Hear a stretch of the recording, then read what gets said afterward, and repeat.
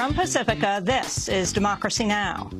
We are also mindful of the pain felt by our nation surrounding the tragic, unnecessary shooting death of Trayvon Martin in Sanford, Florida last year. And we are cognizant of the fact that the state trial reached its conclusion over the weekend. As Attorney General Eric Holder speaks out about the killing of Trayvon Martin, will the Justice Department file civil rights charges against George Zimmerman following his acquittal? We'll speak with Ben Jealous, president of the NAACP, about the case and the first post-trial comments of a juror and Trayvon Martin's friend, Rachel Gentile. Then we go to Egypt, where 7 people died and over 260 were wounded in clashes last night between security forces and backers of ousted President Mohamed Morsi. We do not kneel for anyone, and we do not respond to pressure from anyone. And of course, the will of the people is more important than any visit or any representative, and more important than any state. Of course, I reject the visit of the American representative because they are the reason for the military coup. We'll speak with Democracy Now!'s Sharif Abdelkadous in Cairo. All that and more coming up.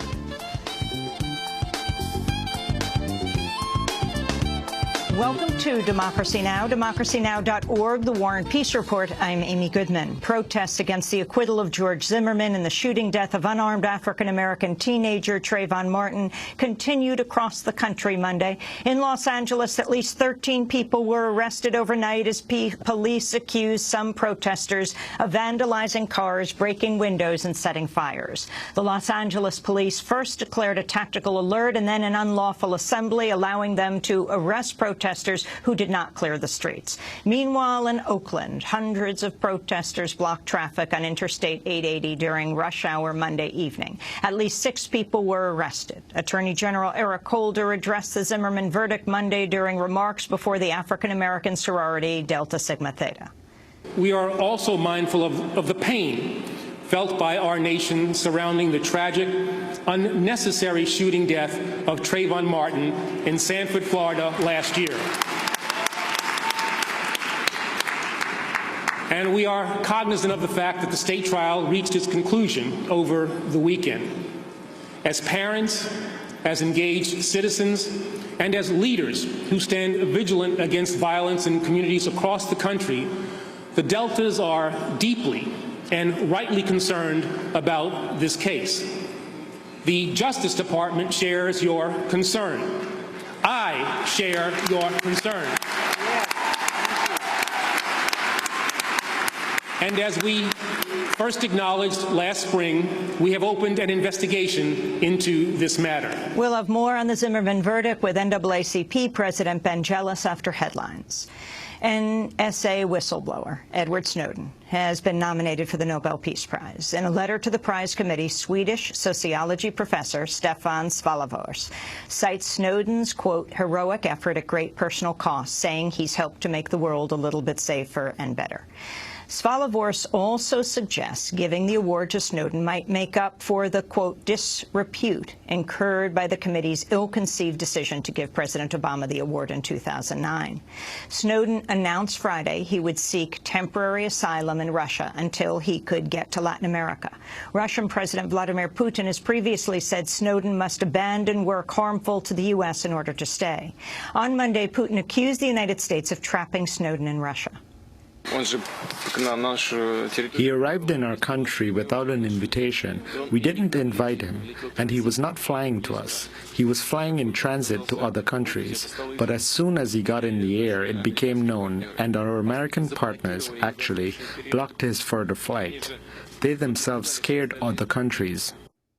Guardian columnist Glenn Greenwald, who revealed Snowden's leaks, is hitting back at a Reuters article he says is aimed at distracting attention from revelations about the NSA's massive secret spying at home and abroad. The article quotes Greenwald in an interview with the Argentinian daily La Nación, saying, quote, Snowden has enough information to cause more harm to the U.S. government in a single minute than any other person has ever had, and that, quote, the U.S. government should be on its knees every day begging that nothing happens happened to Snowden, because if something does happen to him, all the information will be revealed and it could be its worst nightmare, unquote. In a piece for The Guardian, Glenn Greenwald says the quotes were taken out of context and misconstrued as threats. Greenwald wrote, quote, "My point in this interview was clear. Had Snowden wanted to harm the U.S. government, he easily could have, but hasn't. That demonstrates how irrational is the claim that his intent is to harm the U.S., Greenwald wrote. He went on, quote, "I'm reporting what documents he says he has and what precautions he says he's taken to protect himself from what he perceives to be the threat to his well-being. That's not a threat. Those are facts," said Glenn Greenwald. In Egypt, new clashes have erupted after a week of relative quiet. At least 7 people were killed and more than 260 wounded in overnight violence spurred by this month's ouster of President Mohamed Morsi. Supporters of Morsi and the Muslim Brotherhood blocked traffic and marched on a key square, angering local residents. Police fired tear gas and birdshot into the crowds, while some protesters threw rocks. The violence came as Deputy Secretary of State William Burns became the first U.S. official to go to Egypt since Morsi's ouster. He addressed a news conference Monday. Only Egyptians can determine their future. I did not come with American solutions, nor did I come to lecture anyone. We know that Egyptians must forge their own path to democracy. We know that this will not mirror our own, and we will not try to impose our model on Egypt. What the United States will do is stand behind certain basic principles, not any particular personalities or parties. A judge in Fulton County, Georgia, has issued a last-minute stay of execution for a man diagnosed as mentally disabled. Warren Hill was due to be executed Monday night, but a judge intervened hours beforehand in response to a legal challenge related to a Georgia law that makes the suppliers of the lethal injection drug pentobarbital a state secret. Under the law, quote, "Mr. Hill is left with no means for determining whether the drugs for his lethal injection are safe and will reliably perform their function," his lawyers argued. Warren Hill was sentenced to death for killing a fellow prisoner while serving a life sentence for murdering his girlfriend. All medical experts who've examined him now agree he meets the definition of mental retardation. 3 who initially disagreed have since recanted. Hill's lawyers have asked the U.S. Supreme Court to intervene, saying Hill's execution would violate its 2002 decision banning the execution of prisoners deemed mentally retarded. Warren Hill's execution could still go forward this week, pending the outcome of a court hearing set for Thursday. Defense lawyers for U.S. Army whistleblower Bradley Manning argued Monday 7 of the charges against him should be thrown out, including the charge of aiding the enemy, which could carry a life sentence. Colonel Denise Lynn, who's presiding over his court-martial at Fort Meade, said she would rule on the motions Thursday. Defense lawyers say the prosecution has failed to show Manning had actual knowledge the documents he gave to WikiLeaks would end up being seen by U.S. enemies, including al-Qaeda. They say prosecution arguments imply anyone who gives information to a news outlet that publishes it could be deemed to have given it to the enemy. The president of Burma has promised to release all political prisoners by the end of the year. President Thein Sein made the comments during a visit to Britain. Pro-democracy groups have expressed skepticism, noting many activists in Burma are still facing trial. Mexican authorities say they've captured the head of the notorious Zetas drug cartel in the border city of Nuevo Laredo. Miguel Angel Trevino Morales is accused of a slew of charges, including torture, murder, money laundering, and importing guns typically used only by the military. In New York, a student occupation of the president's office at Cooper Union has come to an end after more than 2 months. Students were protesting the school's decision to begin charging tuition. The occupiers say they reached a deal with the administration to form a working group to seek alternatives to charging tuition and secure a new common space for working on the campaign. A New York activist is walking 133 miles from Albany to Binghamton to bring a federal judge signed petitions on behalf of an imprisoned imam named Yassin Aref. Aref was sentenced to 15 years in prison along with another mosque leader in 2007 for laundering money as part of a fake terror plot invented by the FBI.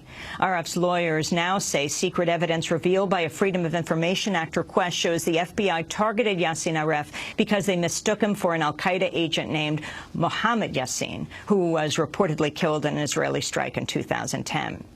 Now Lynn Jackson has launched a journey for justice to deliver a petition calling for, quote, serious consideration of Yassin Aref's assertion that the government targeted and convicted an innocent man. This is Lynn Jackson speaking Friday as she walked with supporters. The FBI targeted him because they thought he was an al-Qaeda agent, when in fact he was not. And because this evidence was kept secret during the trial, the defense was unable to challenge that evidence. And this is why secret evidence is so bad.